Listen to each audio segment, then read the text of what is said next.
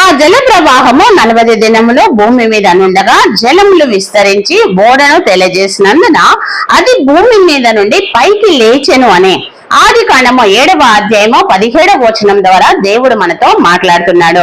ఇక్కడ దేవుడు భూమి పైన పంపినటువంటి ఇక వరదలను మనకి సూచిస్తుంది ఈ యొక్క వాక్య భాగంలో.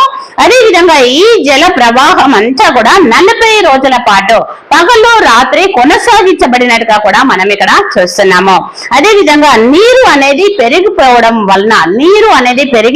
వలన ఈ యొక్క ఓడ నీటి పైన తేలియాడుతూ భూమి నుండి పైకి లేచింది అని దేవుని యొక్క వాక్యము సెలవిస్తుంది. ఈ యొక్క భూమి పైనటువంటి జీవరాశులన్నిటినీ కూడా దేవుడు నాశనం చేసి నోవాహును అదేవిధంగా అతని కుటుంబాన్ని జంతువులను ఓడలో రక్షించినటువంటి విషయం ఈ యొక్క వాక్యం ద్వారా మనకు తెలుస్తుంది. ఆమేన్.